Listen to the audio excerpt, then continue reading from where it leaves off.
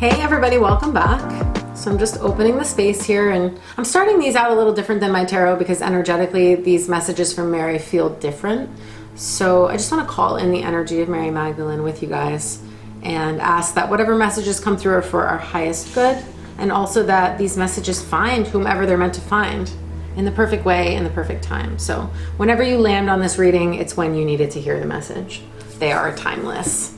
All right, so I'm just gonna tune in and close my eyes. We'll see what I get, and then I'm gonna pull a few cards from this Magdalen deck. So let's just see where we start today. What do we need to know?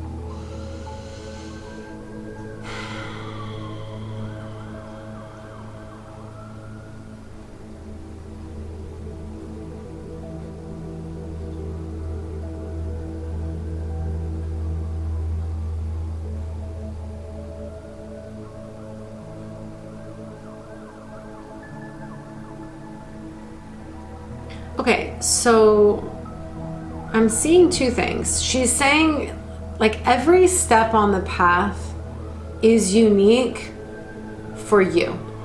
So the path of what? The path of unconditional love, the path of union. I also heard that absence of judgment is the presence of love. And then I saw myself walking up steps, like up a staircase almost, and she was saying, every step is unique. So it's like your path and mine may look different, but whatever steps you're taking right now are the appropriate steps for you and your unique soul's journey. Something sort of top of mind for me right now is someone in the polarity space, sort of intimacy space online, declared that they're opening up their relationship to be like polyamorous, and they're both on the same page, this couple. And they have a very public relationship. This is not a couple that I follow closely, but I know who they are. And there's like a bunch of conversation hoopla, and people are just so riled up about it. And I find it funny because when it comes to union, like your path is unique, but there is so much dogma now over the last couple of years, especially in the space of like polarity and union teachings, where people are like suddenly they're like, we're God led. And then they're saying that like the only template for union is like a man and a woman. And then like when you have a baby together, it makes it even more special. And I'm not saying that that's not true, but what if that's not your journey with union? Like what if you're older? What if you already have kids? What if you needed to be polyamorous to then be in a union and what if union for some people isn't going to look like just two people?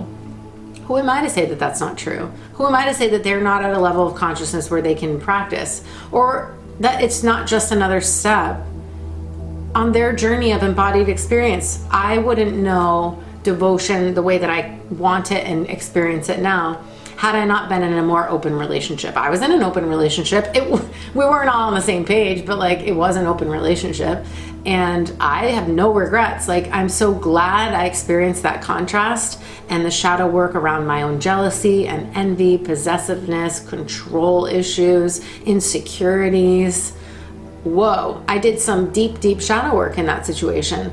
And I'm so happy because it was hard, but it also gave me contrast and context for what I actually want.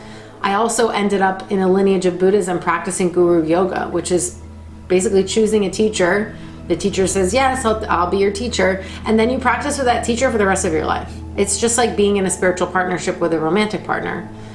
It's different, obviously, but there are some of the same challenges. And also, if people are opening their relationship now, who's to say that in a year they're not going to come back around and be like, you know what? Okay, now we feel more free, or we learned a few more things. Maybe we want to get back together and be monogamous. Who cares? Like, who cares? I just don't understand why people have they just have really strong opinions, and they're like, no, this is the only way that's the right way. And I'm like, I don't think that that's necessarily true at all. I don't know what's true for people. I can only say what's true for me. And I wouldn't want deep, deep devotion now had I not gone through the things I went through over the last 20 years. A marriage, with a monogamous marriage that felt very easy to be monogamous with a very loyal partner, but then it wasn't like the full experience that I wanted romantically or sexually or whatever, spiritually. And then going into a different, swinging the pendulum, going super extreme, like, okay, it's gonna be like super sexual, but then it won't be monogamous, but there will be a level of devotion there, but it won't look conventional Well, people have judgments about that. Then you swing to like nunhood. Then I was like totally celibate, alone, just me, literally Monksville. But again, that was like my purification, my sexual purification, me wanting to be in my own energy and learn to be with myself and empower my spiritual practice or whatever. So it's like every step is unique. So wherever you're at, it's exactly where you need to be. The absence of judgment is the presence of love. And then I saw, like I said, myself walking up this staircase. So you're on your journey of whatever, maybe spiritual ascension, or maybe you're climbing and you're feeling like it's a bit challenging right now. Let's see what comes through in these cards. The energy feels lighter today. Like playful. Do you know what I mean? Don't take yourself so seriously. You guys, some of these spiritual folks, for real, take themselves so seriously. It makes me laugh because I'm like, chill the fuck out. They really think they're the blueprint. I'm like, listen, do you? And I love a strong opinion, actually. I'm very much in favor of that. But it just makes me laugh sometimes because people they just get back into the same dogma that they say that they're rejecting. It's like, what are we doing? The human experience, LOL. Okay, we are getting, oh, that's really beautiful. Okay, let's see. Okay, under the deck, we're getting the fruit of the vine, abundance and growth. And she's standing here with grapes, looking up at the vine, at this tree. And then we're getting Song of Songs, express your love. This is really beautiful. There's a harp here and there's two swans like interconnected. This could be a literal expression of love through music. Like maybe you have a strong connection with music, or that's how you express your love, which I find that's definitely a love language of mine. I think it's so intimate and beautiful to share music with people, but it might not be literal. But let's see what this one means. Then we're getting the lady and the unicorn, hidden in plain sight. And lastly, we are getting Magdalen meditating, retreat, and she's here with her eyes closed with wolves. These are brand new, so I actually don't know what all these cards mean. So we'll start with the card about abundance underneath the deck here. Number 42, fruit of the vine. Let's see what she says. Oops. Okay. It's saying grapes are a symbol of fertility and wealth. This card signifies success in your career and business. It's also favorable for family and love aspirations. And it says, remember, the grapevine depends on structural support so it can climb and reach the sun. Speaking of climbing stairs. Having the encouragement of a support group will strengthen and enhance your efforts to reach your goals. Well, that's timely considering that I'm opening up a membership. So if you're not on the wait list, by the way, plug the membership. I'm opening up like a very private, members only space, which would be kind of like mystery school meets off-grid temple meets like a speakeasy. And it's going to be playful to you guys. I am over it with the super serious spirituality. I'm over it. I don't even trust a teacher if they don't have a sense of humor, because I'm like, I just don't trust you. If you can't laugh at yourself, I'm not doing it. Okay, so let's move on here. That feels pretty literal with the abundance card. Obviously, you're growing. But again, having community of like-minded people to connect with and to touch base with and to practice with, like I have my Buddhist community. And I'm not saying they're all my besties, but I'm just saying it's so powerful to have a community of people that are practicing with you and practicing the same things as you, which is why I'm creating my own community. Because again, I got to create a community that breaks the rules, that is definitely like a different flavor. I'm definitely not everyone's flavor, but I'm spicy. So I break a lot of the rules when it comes, again, like I was saying in the beginning with the spiritual dogma and the like taking people taking themselves so seriously. I definitely am not doing that. Like yes and no, you know what I mean? Yes, the practices are serious and I'm serious about my practice, but at the same time, it needs to be fun. Like this is not all meant to be heavy. All right. So it says, Song of Songs, express your love, with these beautiful swans in the water with a harp and a sunset. It says, speaking is not enough. Find your fullest expression through music, poetry, and art. This will bring your love and relationships to a higher frequency. Step away from the tech world for a moment to read some passages from like a book. They're saying the Song of Songs, which is Solomon's Song of Songs. Just as the beloveds may have done so long ago. It's like a wisdom book with Hebrew scripture, but don't take it so literally unless that feels right to you. It's talking about, it says, the essence of Song of Songs is universal and beyond religion. Sing your song. We all deserve to have and be the divine lover.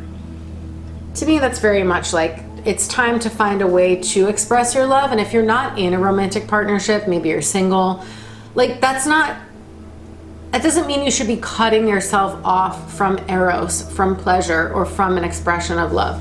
I use art, and I use my art in my business also as a way to channel love, you know what I mean?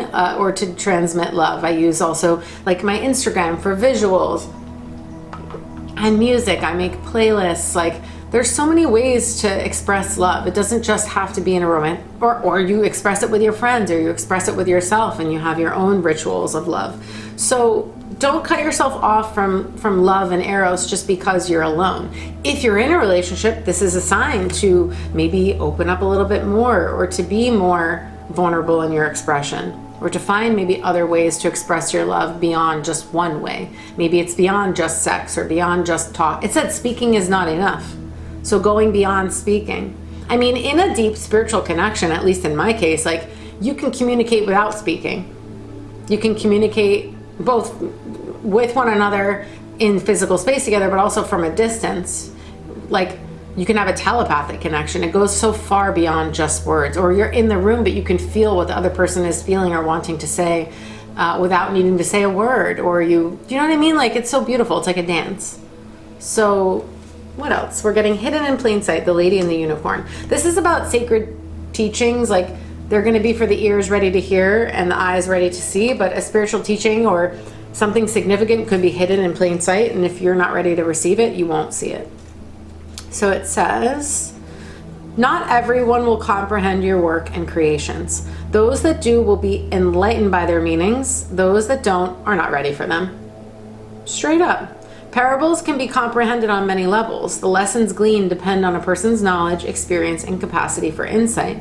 You can carefully craft your work, values, and vision while hiding and protecting them in plain sight. And it says, the signs, for example, like in an old story, the scenes of the bride and bridegroom appear in a fenced paradise garden with fertility symbols throughout, like rabbits, fruits, and flowers. The carnation was a symbol for betrothal, and the periwinkle was a symbol for marriage. But again, this art was kept in plain sight during the medieval period. The Great Grail heresy was kept there, and prose for future generations to decipher. Like this beautiful artwork, people were just seeing bunnies and flowers and periwinkles, but what it was actually signifying was something so much deeper. But again, it was hidden in plain sight. That's why I'm saying I'm starting like basically my own little mystery school. It will be there. People could read it. They could read this sales page. They can read the thing. But it's like if it doesn't land for you, it doesn't land. And it doesn't have to land for everyone. I'm making these videos. Some people are going to be like, what the fuck is she talking about? Other people are going to be like, oh my God, that hit my spirit. That touches my heart. Oh my God, I've got chills. It's exactly what I needed to hear. I don't need to explain it. I don't need to over-explain it. I don't need to be for everybody. I'm here for the people that need to receive these messages, period. And they'll find the correct people. And for the rest, let them pass on. So integrate that into your life too. If you're trying to be all things to all people, or you're like afraid to take your soul's path because you're like other people are not going to understand it, you're right. Not everyone is going to understand it. Many people will not understand. In fact, they'll be totally confused. They might judge you. They might have opinions about what you should be doing according to them. Similar to the story I told you guys in the beginning. Why are we judging other people's relationships? Well, they have a public platform. They publicize their relationship as part of their business. They're opening themselves up, obviously, to criticism, opinions, and feedback. But, you know, how much of that they internalize is up to them. They can also not internalize it and be like, these are just projections. We're doing what we feel is correct right now. And we're opening up about it because it feels right to actually talk about it. I don't know. Do you know what I mean? So, lastly, we're getting Magdalen Meditating 35, Retreat. Probably a sign to go within, but let's see what it says in the book. It says, it is not time to approach and intrude on someone's privacy. Give them space. Forward motion is not recommended. Wait, be patient, and things will turn out well. Okay, I love this. It says, Mary Magdalen liked to venture out into the wilderness to meditate alone. Wolves and other creatures would guard her in her vulnerable state of deep concentration and protect her from inquisitive intruders. In her trance state, she was able to rise into the higher vibrational fields of etheric planes and meet with Yeshua.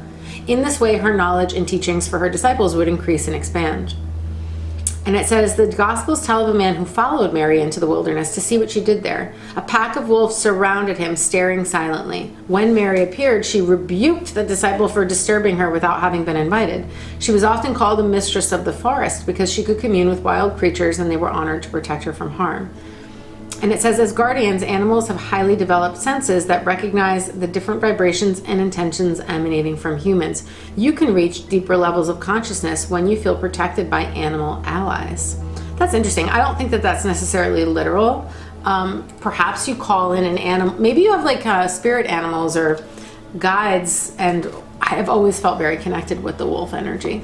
But perhaps that's a sign for you if you feel that connection in that way, to call in those sort of guardian energies when you're meditating. But I don't think it's literal. What I'm getting here is, number one, that it does feel like it's a sign to go within and to start a practice if you don't have one, or to like re-energize your spiritual or meditation practice. Again, that's why I'm creating the membership, you guys. I'm going to give you a meditation to do every month. It will be one practice that you do daily for the month. They're all going to be Buddhist meditation practices. I'll weave in all different kinds of things. And then we'll have fun and we'll do other stuff. But I'll definitely give you guys a practice to do that's legitimately rooted in ancient lineage, just like we just did the 30-day purification challenge. So that was a purification meditation, specific Buddhist practice to clear negative karmas and plant the ones that you actually want to experience, the positive ones. So I'm feeling like, number one, it's a sign to start or strengthen or re-energize your meditation practice. But number one, do you see what it said? Do not approach and intrude on someone's privacy. Give them space. Forward motion isn't recommended. Like, right now, be patient. Like, somebody needs space. Somebody needs to go through their own process. It's interesting. Like I said, when I brought up the story in the beginning, why are we intruding on people's journeys? Why can't we just give them the space and the freedom to figure it out on their own? Right now, if there's a person that you've been wanting to meddle in their process, sometimes when you back away from a person and you do give them space, they take it as rejection or abandonment. But trust me, there are times when you need to step away from a person with love, knowing full well that they need to experience something that you don't need to be a part of. And it doesn't mean you don't love them. I've definitely had to do this, even recently with people, where it's like, I just know that this person needs space. It's not that I don't care. It's not that I don't want to be there anymore. It's not that I don't want to be there later. It's that right now I can feel that it's none of my business to meddle, right? Sometimes it's family, sometimes it's romantically, sometimes it's professional. The point is, give people space to grow. Stop getting all up in their business and projecting all of your needs and wants and desires into a person that isn't capable right now or doesn't have the bandwidth or the capacity to meet your needs. Sometimes you just need to give them space and be like, I love you enough to let you learn on your own terms. I don't need to be there judging you, telling you what you should and shouldn't be doing or what's right or what's wrong. Focus on yourself. If you have a tendency to meddle because it fires you up and it gives you a way to avoid your own stuff, this is a sign to come back to yourself, focus on you, focus on your own practices, focus on filling your own cup and being the bad bitch or baddie that you are, the fabulous, man that you are, and pour that love into yourself so that your cup is full and that you're modeling the kind of energy that you would like in a partner as well. Let people live. It said things are going to work out, but you've got to sometimes let people go through stuff without you because they also need to learn their own lessons. And maybe part of their lesson is to do it on their own or whatever. You know what I mean? To like find more of their own inner strength. We're not trying to be codependent. Okay. Those days are over. A true spiritual partnership, if you want to have a partnership of equals spiritually, emotionally, energetically, then you need to come into your own power. And part of that is going to mean that you've got to take that inner journey. That's why I said to you guys, I went through a very long period where I was like really by myself. I didn't even have a social life. I was like living with my family and I had no friends, and I really was just doing my meditation and working and taking care of myself, and that was it. But I'm glad I went through that period because it gave me time to reflect and to strengthen my meditation and strengthen my self-love, and then you can come back out of your cave, you know. But let someone be in the cave if they're there. And if they've taken your stepping away as rejection, just let it be. Just don't send negative energy. It's all love. It's like no hard feelings. People will come back around usually, and maybe they'll have a realization later once they have some space that what you did actually it's what they needed, even if they felt hurt in the moment. If your intention really was loving, don't worry about it. Things have a way of working out. So I'll leave you guys with that. Like I said, if you're not on the wait list for the membership, I'm going to announce the name, I think this week. I pushed the start date a little bit further just so I have more time to share with you guys and talk about it and prepare some stuff. But I'm going to announce the name. Applications are going to be opening probably this week, if not next at the latest. But the application process will open first. You'll have to apply, and then the enrollment will open after that. So definitely get on the wait list if you're wanting community, you know. But again, it'll be niche, and it will be, I'm vetting people intentionally for a reason, because again, not everyone's ready for what I want to share, and I'll feel it, and that's that. And otherwise, all my other links are below if you want to work together one-to-one for the stripped podcast that I've been doing on Sundays, etc. Otherwise, I'm sending you guys much love, and I will mention one more thing. There's a Magdalen group that I want to run. I've talked about this. I ran 2 years of Rose Temple for women only. I would like to do a more advanced women's group, small, intimate, under 10 people, probably like max 5 to 6 women for probably around 6 months. I will be opening, I have the waitlist page done. I just need to tweak a few things. So if you're landing on these videos and you're like very drawn to the Magdalen frequency, I am planning to host another women's group. But again, it will be not a year long, it'll be shorter, and it will be more advanced than my other groups. So you'll need to be at a certain place. There will be an application, obviously. So I'm gonna share more of that like very soon. I've already got the page. Like I said, I just need to edit a few things. But just be aware that that's in the works, probably for the fall, if there's enough interest. So other than that, I'm sending you guys so much love, and I'll see you in the next one.